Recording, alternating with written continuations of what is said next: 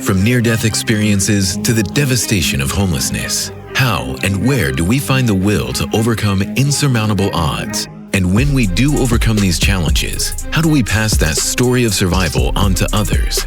Life on the Rocks is that place where these stories are heard from those who live to tell them. And now, here is your host, Kyle Miller. Welcome to Life on the Rocks. I'm so excited to have you on the show, Kevin. I'm super stoked to hear the story of yours, man. I've heard a little bit of it before, but I am really I've been waiting to hear the details on how this happened. So with that, why don't you tell us a little bit about Kevin and how it all happened? Kyle, thanks for having me on. I'm equally excited. I'm a serial entrepreneur. I started off real young, probably got a similar story to a lot of guys, was cutting every lawn in the neighborhood, delivering newspapers when that was a thing.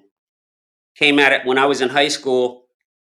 I was already cutting 30 lawns, saved up money, got a commercial lawnmower. Everybody was going to college and everything, but for me, I was like, I want to be an entrepreneur. But it was kind of a dirty word back then. This is 1991. Everybody, and I grew up in a nice home, upper middle class. My parents were born to Irish immigrants, so education was a big thing. Right. They were not supportive of that idea, but it's what I wanted to do. Since the only thing I really knew was cutting lawns, I had this idea, I'm going to get all these lawns, I'm going to have all these crews working, and I'm going to be playing basketball and chilling. But we all know that's not how it goes. No, it's not. So fast forward about 5 years, I'm knee deep in cutting lawns every day and running crews. And I was making money for sure. I wasn't getting rich, but I was making more money than my friends. A lot of them were in college or out. And I made a mistake. I started comparing myself to people around me who maybe weren't doing that great. And you're like, well, I'm doing this and they're doing this. So, I'm doing great. That's kind of the mentality I had. Right. But I had passion for being an entrepreneur, but not necessarily landscaping or cutting grass. So I never really had my whole heart into it. Yeah. So I was making money and bought a couple homes and stuff. So I was doing well. But then in 1998, I was doing a cleanup for somebody, and somebody said, "Hey, can you clean my gutters?" And it was this old guy. And I said, I don't know, I guess so. And then he said, why don't you just go up there with the blower, blow them out. There's a ladder over there, and do it. And I'll give you $50 or something. So I went up there. I was nervous. Even though I'd been on ladders, I went up there. I did it in 10 minutes. And a light bulb went off. I was like, all right, there's money here. And this was super fast. This is a long time ago. So maybe he gave me $70. I was thinking I could get $100 for these, and I could do 12 or 15 in a day, and I'm going to get rich. So right then I started getting houses and stuff, and it worked. I was making money, and I was looking to sell my landscaping business. So I did sell my landscaping business, and I made enough. I was living really under my means. This is 2000. I made enough that I could live for 2 years. Okay. So I was like, I think I'm going to do this gutter business, but I'm in New Jersey at this point. The gutter season is really small. So I was like, I could go make 40 or 50 grand in this short period. And then, I had some success by accident on some properties I bought because you buy it. I didn't even know what a burr was, but I was doing it. I was fixing it up with my brother at night. I was doing electrical and shit I shouldn't have been doing, but everything I bought and sold was making money. So I was like, let me flip homes. I started taking those type of courses, reading books. So I was doing the gutter thing, and I was kind of flipping homes on a low level, nothing like you're doing or guys are doing now. One at a time, take my time, make 20, 30 grand. And I was liking it. Then I had the idea I was driving down and I saw apartment complexes. And I said, what the hell am I doing houses for? I should be cleaning the gutters on those. That's when another light bulb went out. So I spent the next 6 months walking into 25. It was actually 24 places. The reason it was 24 is because I knew every time I walked into 24, I used to keep the numbers, I would get one customer. So I thought, I'm going to walk into 24 places a day. I had the MapQuest. I had the rollout maps back then, and I Yeah. would go to these places. So that fall, I had about 80 complexes. That was a lot, and it was. Yeah. But I had all these guys working for me. I was making money, but it was a hassle. Like, customers were always like, "Come back and do this, fix this." And I was doing the real estate flipping too. And you know what happened in the early 2000s? Mhm. People were making a lot of money on real estate flipping. So Right. even though I had the gutter thing going and I was making steady money, it was good. I started to get my eye off that ball, and I was thinking about I wanted to flip real estate. So I Right. started doing that more and more.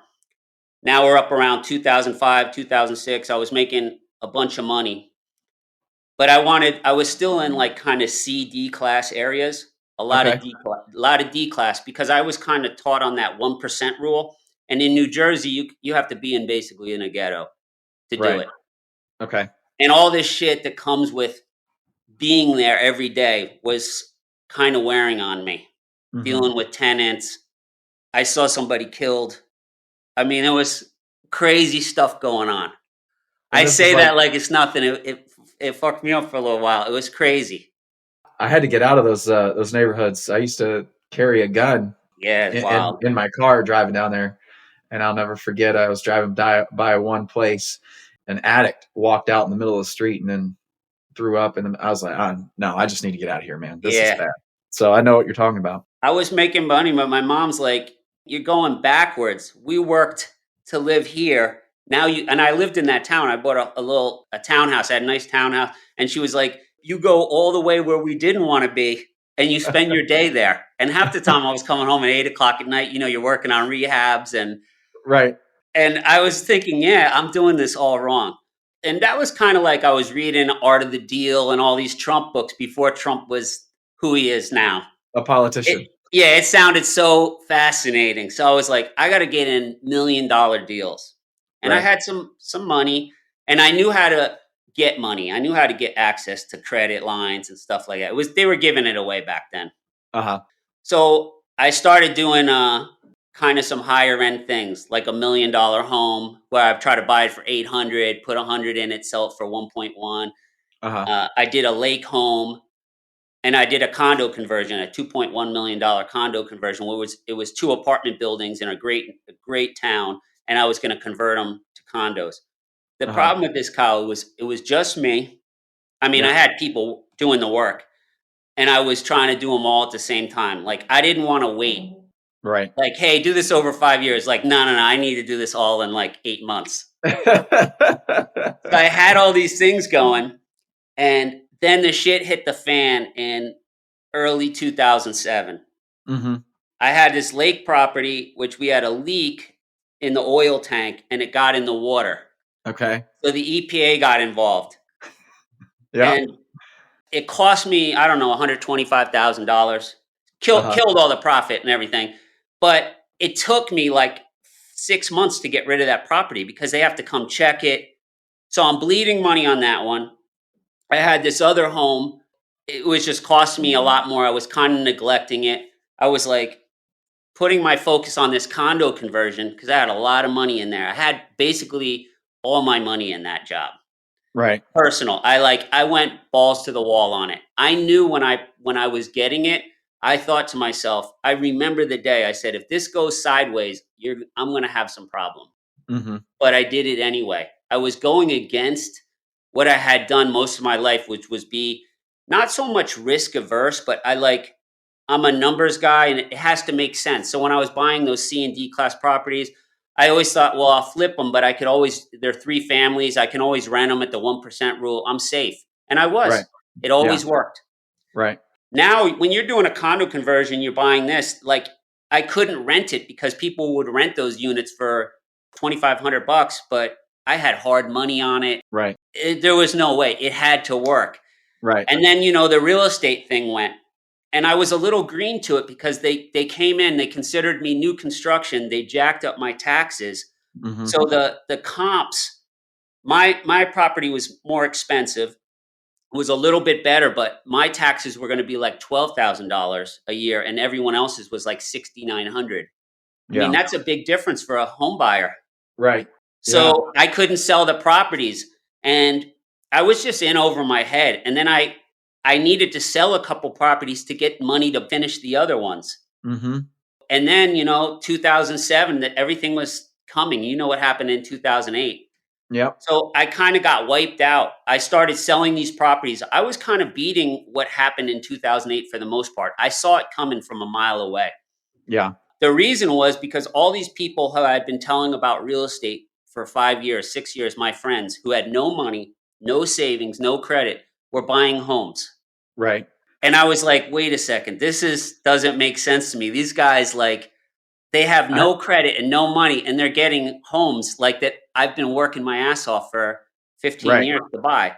Right. So I was just like, this shit's gonna hit the fan. And of Right. course it did, like 6 months later. Uh-huh.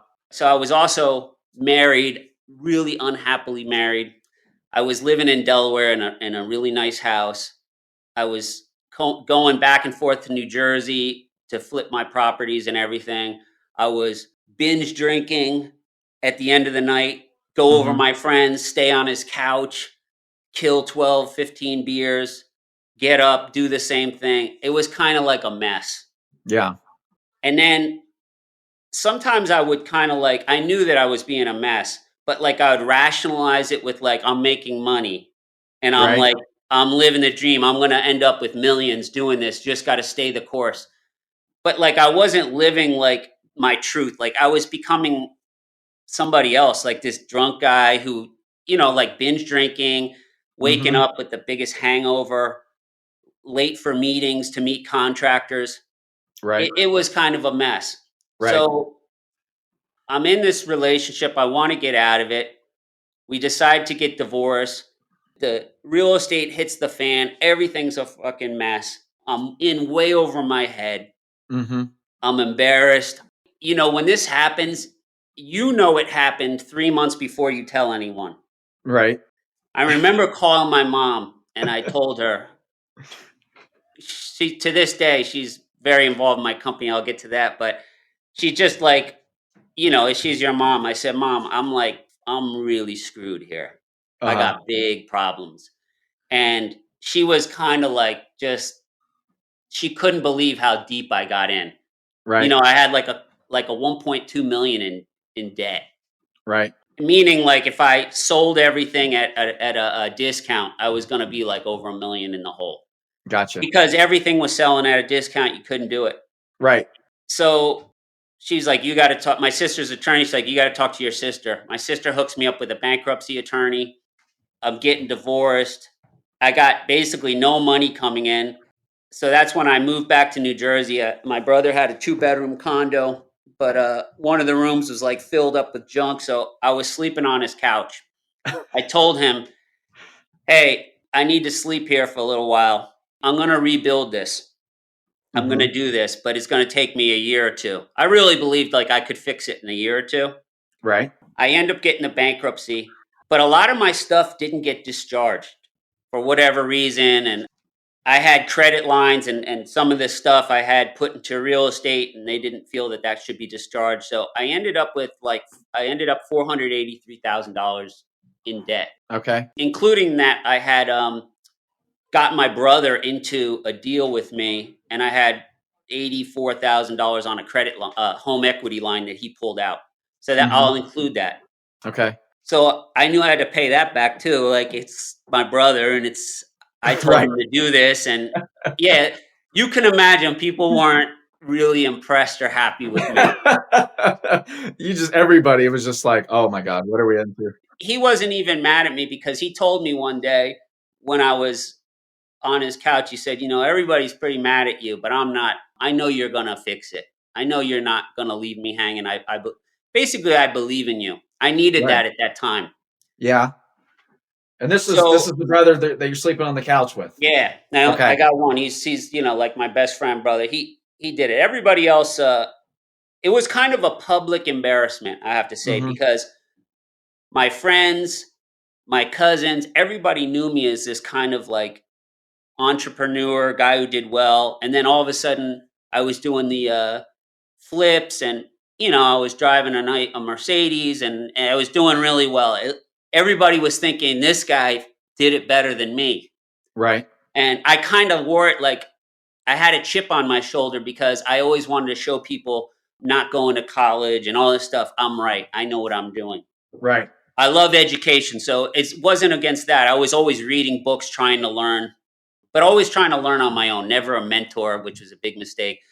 So Hmm. it was a very public embarrassment. But it kind of was worse because so my bankruptcy attorney, of course, I'm an entrepreneur. I'm like, I'm going to be he's like, you're going to be $500,000 in debt that's not going to get discharged. You're going to have to get a job. And I was like, no, I'll just start another business. He was like, no, in order to kind of get this to where we want, be a little humble, go get a job. And he was like, what are you really going to start at this point anyway? You have no money.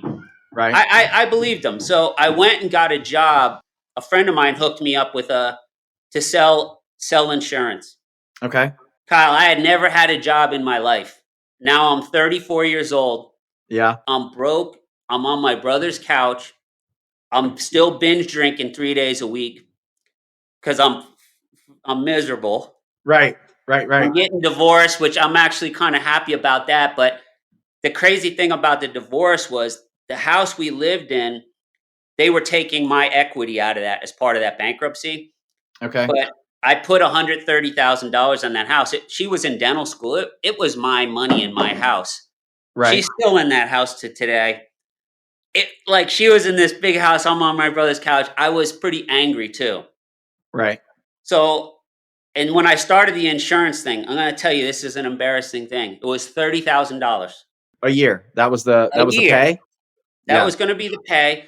When I got my license, it bumps up to 35,000. Of course, I was doing that because if you're an insurance salesman, it's kind of, I guess, limitless on some levels. But he Right. was like, we don't let people really go out and sell for 2 years. I just really believed I'll go in there and I'll change that 2 year rule. I'll make it happen. Right. Right. So, all this said and done, I'm on my brother's couch. I'm grinding this job out. I go into that insurance thing. Oh, I lost the whole gutter thing and everything because I told you when I was doing all that stuff with properties, I couldn't even get the gutters done. Okay. Like it was such a mess. I had to just and my attorney was like, whatever you get, they're going to take Right. when they get it anyway. You're doing it for free. So I Right. kind of let it all go. And I had kind of run it into the ground by thinking like, oh, I'm Trump. I'll just do real estate. I don't want these Karens complaining to me about gutters and all this. It was a Right. huge mistake. So I'm doing this insurance job. I'm staying there till 9 or 10 o'clock at night. Everybody in the building's like, this guy he works, man. He does. So I really did take off within that. And maybe there was 125 people there. I Uh-huh. moved up really quick, started doing sales, making money. I got it going pretty quick. And I was setting my limits so low. All I wanted to do was be able to pay my bills, get off my brother's couch. I had a girlfriend. I wanted to take her to dinner. Like I didn't want to be this broke loser. Right.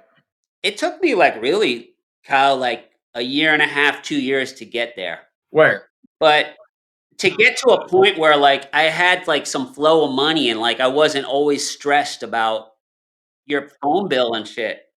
Yeah.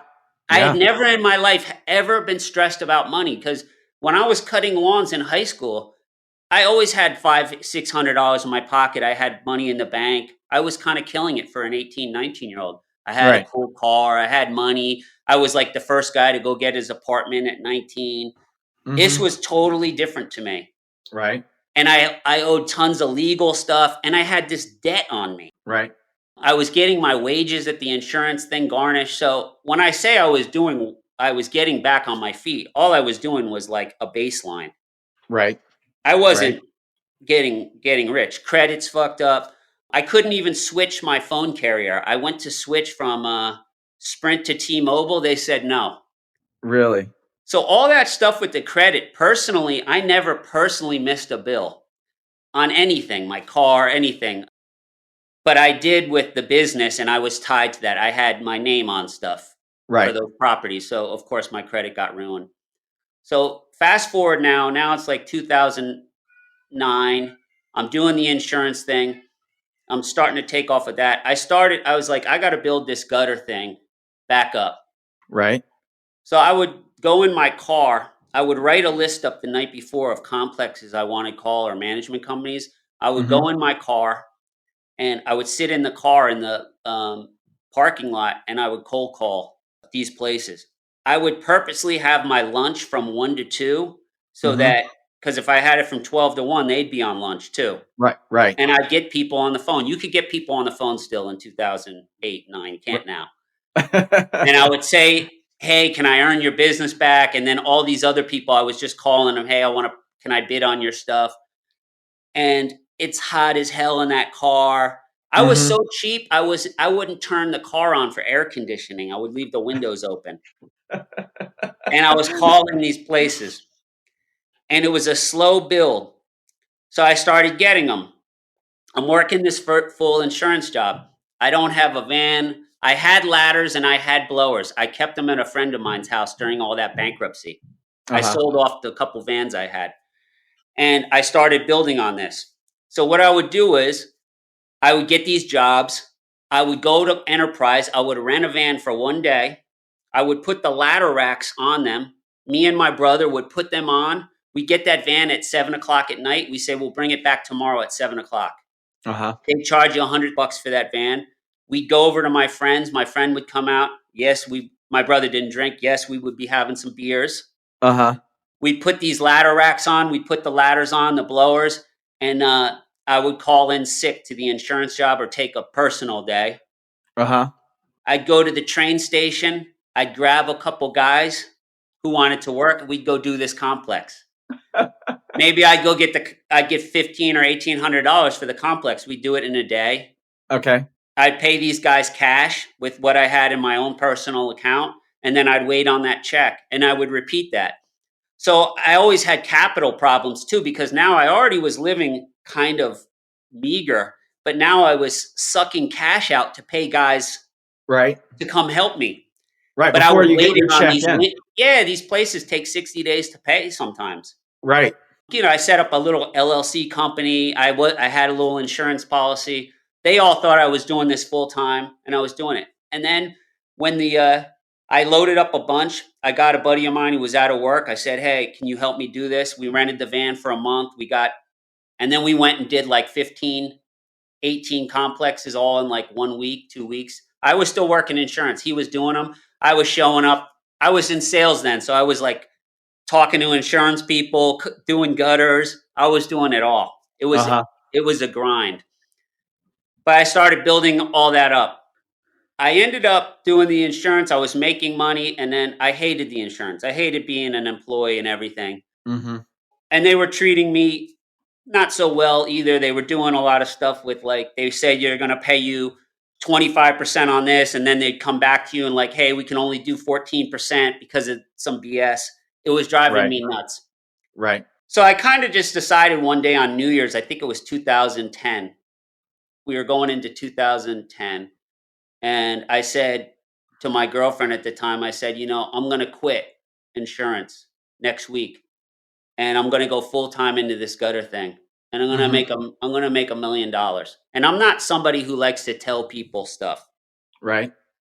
And she said, $1,000,000, like in your lifetime? I said, no, like I'm going to make $1,000,000 a year cleaning gutters. The reason I knew that is because I had backed in how many complexes I'd need, Right. how I would do it. So Right. I knew it You was put- possible. Like there's a lot of money in them, and there's big Yeah. margins in them. She kind of told me, she was like, I think that you should do the insurance thing and just do it on the side. Like she was a med student, and she had done this residency in Bethlehem, Pennsylvania. So I moved with her. At Uh-huh. this point now, that was my first move off my brother's couch. I was still staying, saving money. I was living really frugally. So we Right. had this little like a condo apartment, and she had like no money because she was a med student. So I was basically paying for that place. So she probably was like, "Hey, Yeah. How are we don't gonna? don't fuck it up." So I said, "No, no, no. I'm going to quit on them, but I'm not even really going to tell anyone. Uh-huh. I'm just going to quit in my mind." So I think this is a good thing for anyone who's a W-2 employee. It's not that you don't give any effort to those people. You just have to make that mental switch like, I'm going all in on my dream. Right. And I might Right. not tell you this week or next. I'll tell you, you'll figure this out in the next couple months, but I'm going to do for me now. Right. And Yeah. that's if a person, an employer's a good employer to you, I do believe you should just tell them straight up. But they were doing so much shady stuff with Oh yeah. me. They were doing all kinds of crazy stuff. I won't even waste time. I didn't like it at all. So I decided, I'll quit. I'll service my clients and stuff, but I'm not going to make any effort for them. I'm going to put all my effort in on this. So I started the next morning on a Sunday, Mhm. uh, and I was going after these. I started building databases for complexes and stuff. I said I'm going to go. I'm going to make $1 million, and I started doing it. And about 4 months later, they fired me from the insurance, Yeah. which was fine. I knew that was coming. But now I'm still in New Jersey and Pennsylvania, and I'm doing gutters, and it's very seasonal there. So I needed to fill that gap during the warm months. So I had this idea of doing roof cleaning. There's algae on all these roofs. So I Mhm. thought that's what I'm going to do, and I'm going to do it for complexes. They all need it, and that's going to help me make a lot of money. So I kind of got this is a lesson. You got to stay zeroed in on what makes you money. Right. Yes. So I was still doing gutters, but I was putting a lot of effort on this roof cleaning. And I was thinking, I'm going to do both at the same time. And you kind of do that thing where you chase two rabbits and Mhm. you don't get either of them. So I was Yep. making money. I was living and I was doing stuff, but I definitely wasn't getting rich and I wasn't on a pace to make $1 million. Right. So I did the roof cleaning for like a couple years. It was paying bills. I was still doing the gutters during the seasonal times. And the equipment's the same. You have ladders and trucks. So it was all run through the same company. But then one night, now it's like 2012, and I said, I need to figure out how to do this gutter thing all the time. And I was making money with it. And that's when I had the idea I need to go south during the months. I need to Mhm. go down to Charlottesville, Virginia, which was one of the Right. first places I went because it will be snow on the roof in New Jersey and Right. it's 58 degrees in Charlottesville. And you know Yeah. how many trees there are down there. Yeah. Absolutely. So I started building databases.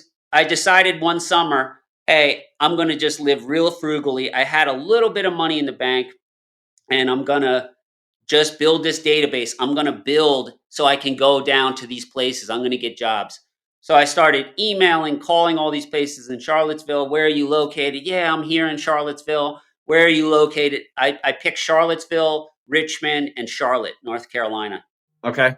I ended up with a lot of complexes. I got a lot of people to say yes because when I do these proposals, I don't have to go there. I'm doing it all on Google Earth. Right. Right. Right. And then I'm growing in the states I'm in. So Uh-huh. that fall was the game changer for me. I had like 4 crews going and we did all the New Jersey properties.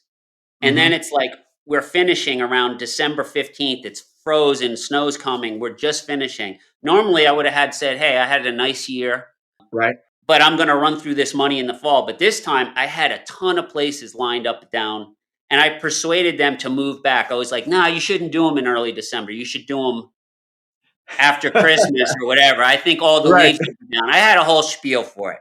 Right. And they were like, "You think?" Because normally I said, "Just trust me, it'll be better for you." Like I was getting everybody to push it back. So Right. we go down there. I went down there with 2 vans. We're staying in hotels and we're just running through all these places Richmond, Charlottesville. We were down there for about 3 weeks. Uh-huh. I sent a bunch of guys back for Christmas. I didn't even come back. I stayed there. Oh And wow. a couple guys did with me. And I made a bunch of a lot of money in like 3 weeks. And then I Mhm. said, this is the new thing I'm doing. I'm going to be down in Georgia, Florida, and I'm going to figure out how to do this. This is 2013. I started to build that. But here's Yeah. the thing you were asking me about. I'm still binge drinking at this point. Right. I wasn't I was certainly was an alcoholic. I wasn't like a guy who could have 2 beers. Right. Like it was either I'm not drinking today or I'm having 16. Like, I understand. Yeah. but but I was so motivated still. I had friends who were like, "I don't know how you do it," because they would drink with me. They'd have 6 or 7, they'd be hungover the next day. I'd have 14. I was a fast drinker, I'd kill them, and I would get up the next morning and go, Right. whatever I was doing. And I would never drink 2 days in a row because I would be so disgusted with myself the next day Right. that I would say, "I should have been building my database, I should have been working on stuff." And then, you're reactive to all the stupid texts you sent. Mm-hmm. And I told this employee this, "I'm gonna move you up." And like I would just it was a I would say dumb things to my girlfriend. And I was like always I had to fix everything the next day. Right. So this sounds crazy, Kyle. I don't know if it's a unique ability. I could go drink, wake up the next day. I wasn't waking up at 6. Say I would wake up at 8 in the morning.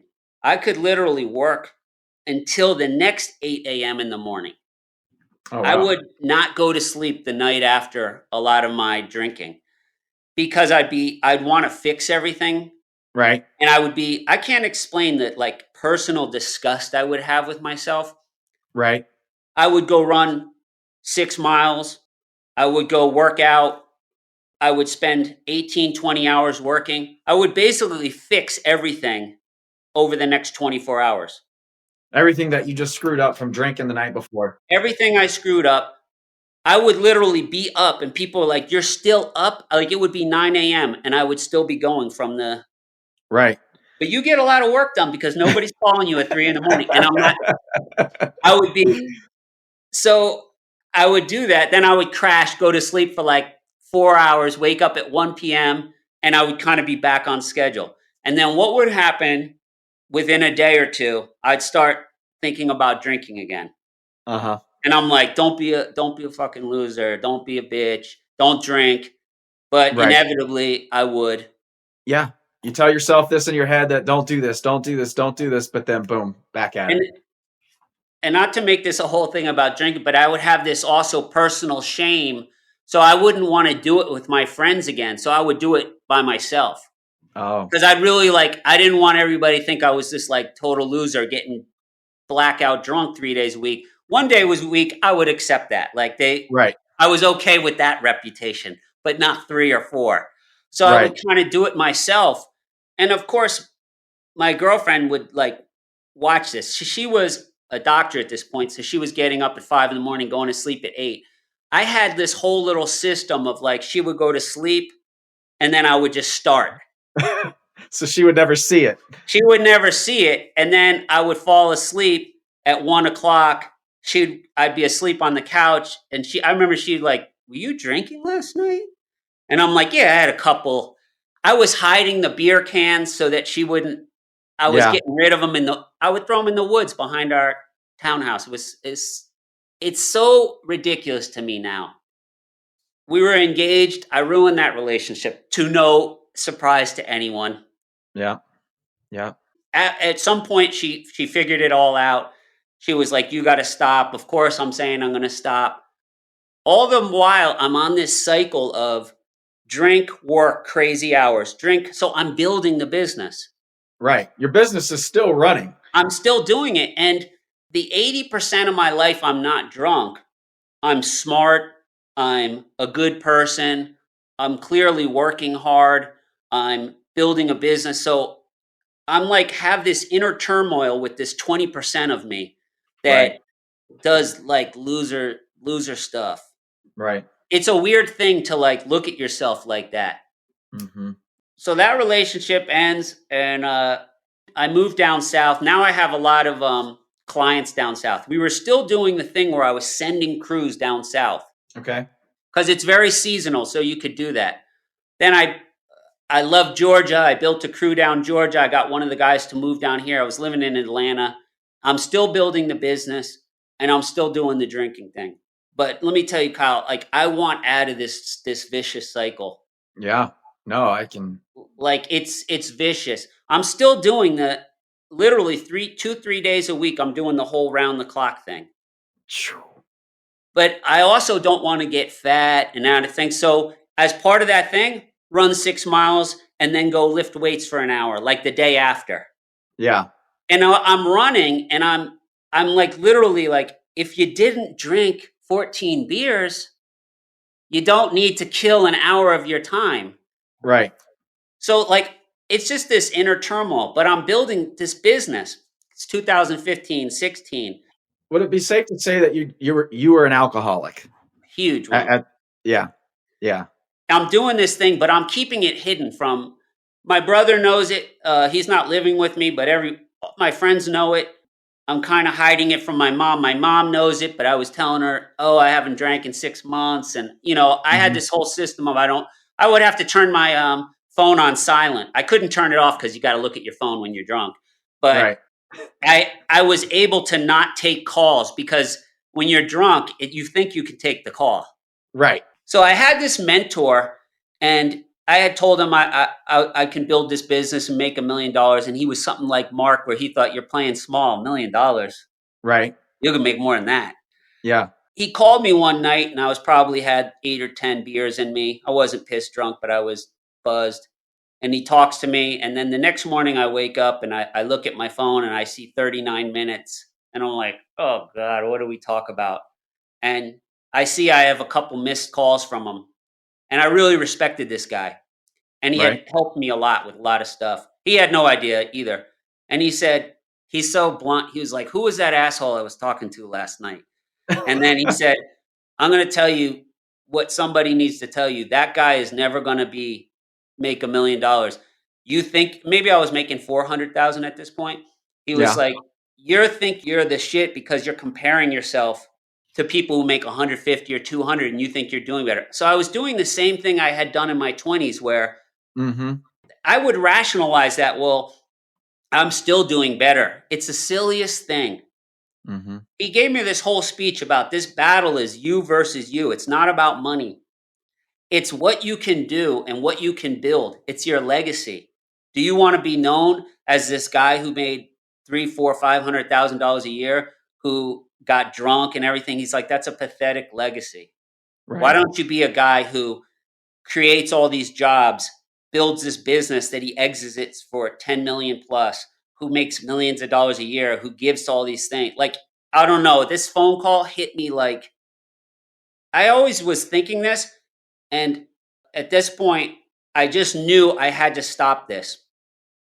So fast forward, really 6 months a year. I have a girlfriend at this point. Oh, she's all picking up on the alcohol as they always do. She gets pregnant. You met her, Hmm. Yep. Lakeisha, beautiful young woman. She has kids. She gets pregnant, and we have our beautiful son. As soon as I had him, I was still doing the drinking on a way less schedule, but as soon as I had him in 2018, there was one night I got pissed drunk. This is the story that ended me. She got pissed, went off onto the couch, slept there. He was asleep in his crib. We were living. I had like kind of like we'll call it a penthouse apartment, and because I was still under lease and she got pregnant, we all moved in there. So it Hmm. was crazy. So I was looking for a house, and we had an issue with the heat getting to that side of the house. Once in a while, it would get cold in there and it would be warm in the rest of the place. So I wake up hungover, thirsty at 5 in the morning. It's freezing. And I go to the check on my son, and he's sitting there freezing with no cover. He's a little infant. Right. 2 months. That was the end for me. I've never drank Since that day. since that day, and I never will. I can't explain what you're a parent, like what that felt like. This little baby is counting on me, and I'm drunk over here. I can't really feel that it's cold. It's not her fault because I kicked her out. She thinks it's warm over there. He's shivering like you could die from that. Right. I don't know. I was just like that changed everything for me. I didn't announce to everybody I wasn't going to drink. I just said I was never going to do it. And I never have. That's 3 years ago now. To nobody's surprise, I've more than doubled the business, almost triple. I've cut out inefficiencies and everything's so much smoother. I changed kind of the model. It's virtual. I'm doing more than that $1 million net. It's kind of crazy. Right. Like I did in 3 years what took me 10 years, more than what I did in 10 years. Once you And I stop was, drinking. yeah, I don't do the staying up all night thing. Yeah. I get up. I built a better team out. I'm focused I really do like 2 focused hours a day. And I work on stuff that drives revenue. Right. And then I do like another 2 hours where I oversee stuff, answer questions, help everybody be successful. That's how I think. How do I make other people their best versions? How do I help them be successful? I really try to work with them, ask them what they want to do, and I work way less. I make much more. My company's much better, and I all that inner turmoil I had for all those years is Yeah. completely gone. So everybody wants to hear this story like I hit the couch in 2008 and 2009 I was a millionaire. It doesn't Right. work that way. Yeah. No. So when I see all this stuff on Facebook and everybody's always talking about they're always looking to get rich. And there's nothing wrong with crypto and all these things, but like they think they're going to put $5,000 in some shit coin and they're going to hit. It doesn't Right. work that way. Yeah. I don't know any way to get rich easy. Mm-hmm. It's a grind, but you can cut it down so much by strategizing and by not doing stuff in your life that negates it, like Yeah. getting drunk. Or for someone else, it might be spending 4 hours on a gaming system. Like, that's not going to help you get where you want. You have to change it. Absolutely. Everybody's going to have their vice. Everybody, whether it's drinking, whether it's smoking, whether it's any, like whatever it is that's detrimental to the progression of what you want to do in your life. Most people have something. It just looks different, right? Yours Yeah. was alcohol, somebody else's weed, somebody else's crack. Everybody has their vice. Everybody has something that they have to overcome and be a better person and grow and learn from and have these experiences to help them be a better person. Like just going in and seeing that and just Yeah. seeing that he's cold, knowing that you're cold and you're like, I could imagine what was just going through your head and then just saying, I'm done. That's never going to happen again. Yeah. That's awesome, man. I was holding him and he was cold and it wasn't like I was saying I'm going to try. I knew it right then. It will never happen. Like I thought I had a great dad. My dad died of brain cancer when I was 21. It sent me into a tailspin. Sometimes I don't want to say, oh, that's the reason. I never drank before that. I started doing that. Maybe it was easing my pain. But my dad was this incredible dad. And I said, I have to be an incredible dad. You Right. can't just say it and then be drunk. You have to Right. be present. And that was, I said, no, I'm not going to do that. I'm going to make sure I'm everything my dad was to me. And I'm going to do that for him. And you Yeah. can't just talk it. No. Oh It's yeah, I'm trying, man. I only drink I only drink on the weekends. It's nonsense. right. And this isn't for lots of people can drink on the weekends. They don't have alcohol problems. I know tons of people like that. This is not against that. It's the guys who are getting blackout. Right. They know what they're doing. Yeah. They're lying to themselves, they're lying to their kids, and it's a mess. Absolutely, man. Going back through your story here, there are so many times here in your life that you just said, I'm doing this.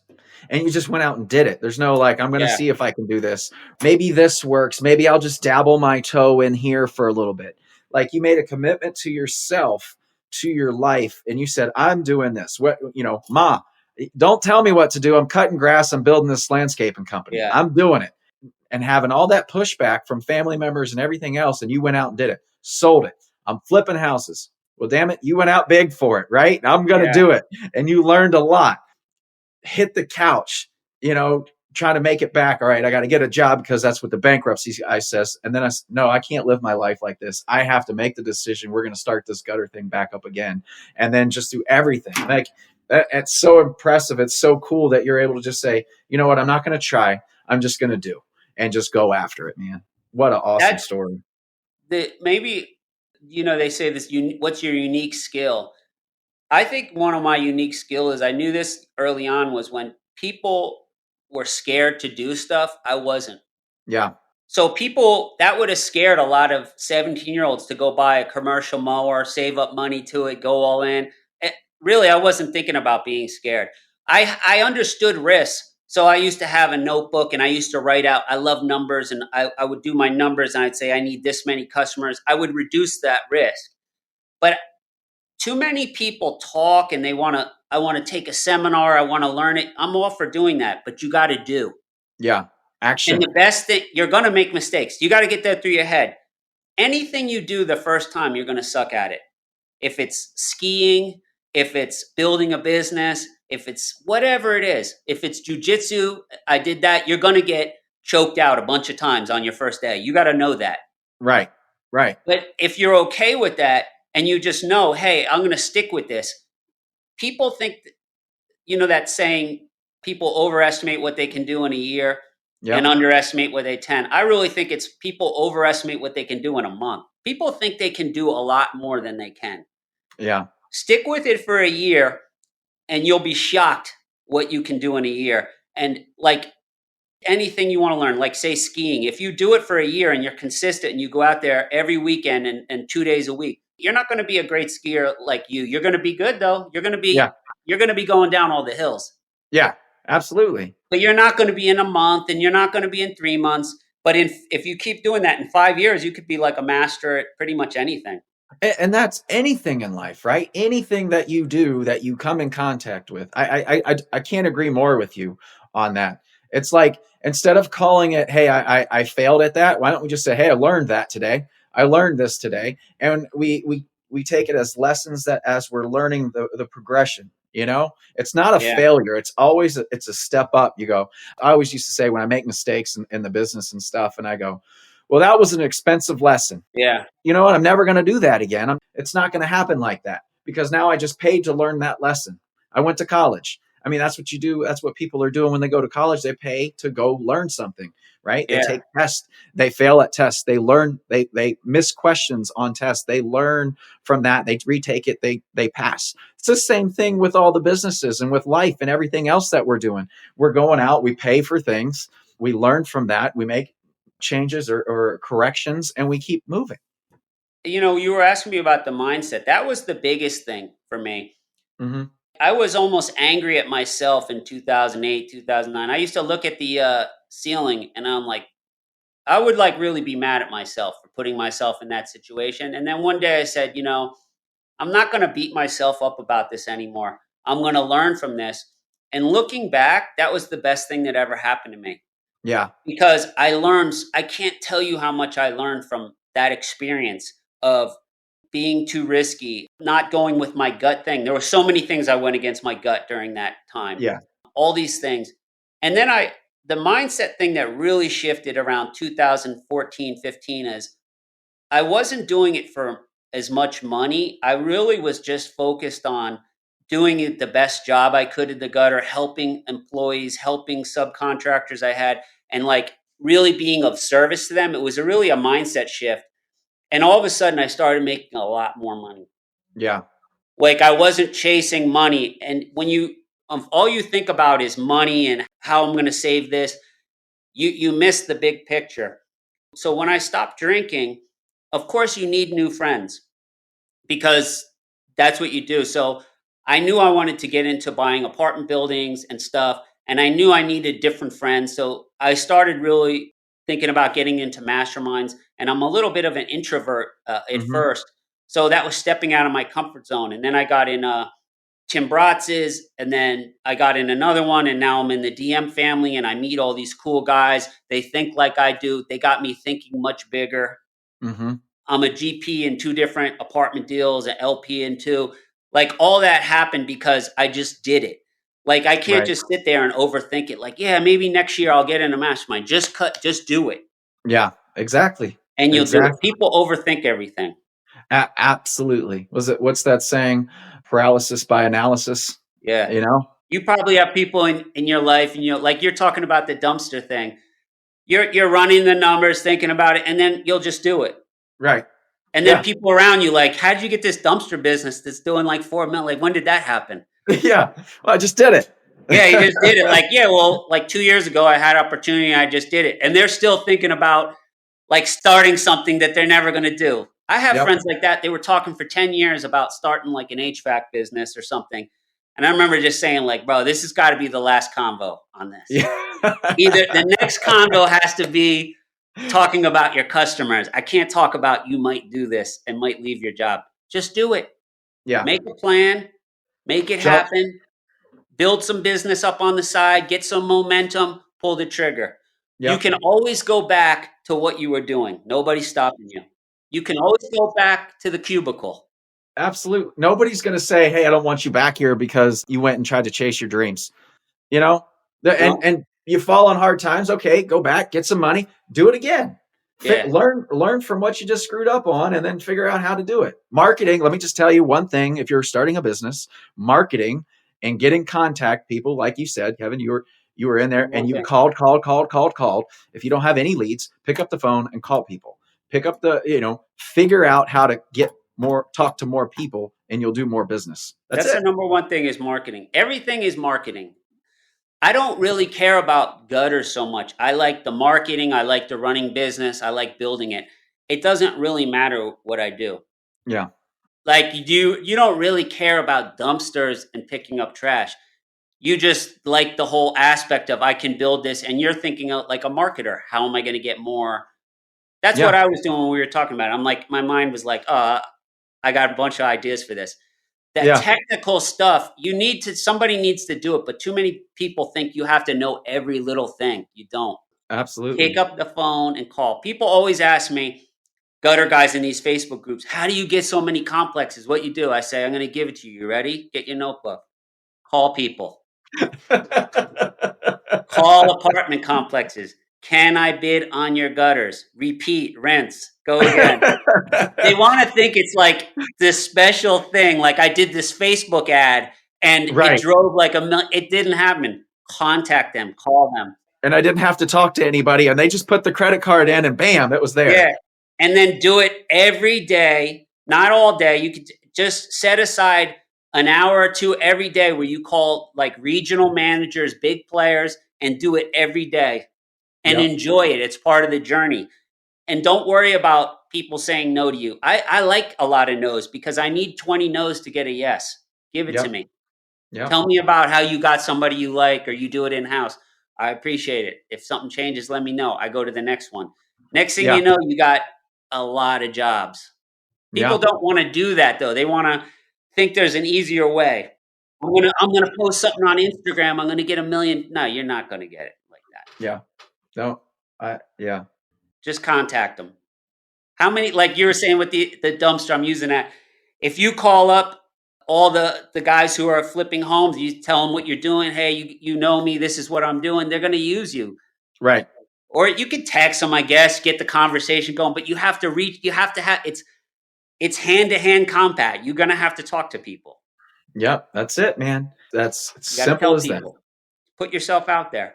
Yes. Not brain surgery. Just do it. I appreciate you sharing this story. I think a lot of people will get I was just intrigued the whole time. I was like, holy cow, so that's pretty cool. If somebody wants to like connect with you, has similar story as you, I mean, how would somebody connect with you? Go on Facebook. I'm on Facebook, Kevin Marron, KevinMarron. There's a couple on there, but I think I'm the only bald one. You'll see me. There's a couple guys over in Ireland with the same name. They look similar, but they're not bald.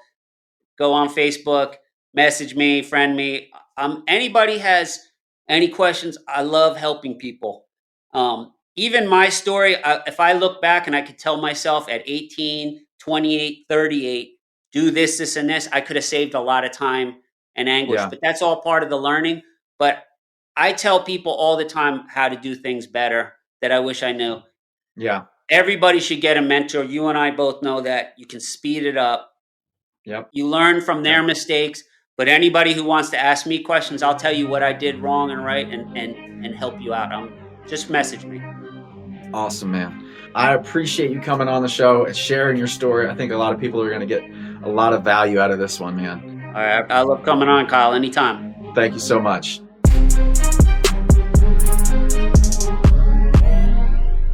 This is thepodcastfactory.com.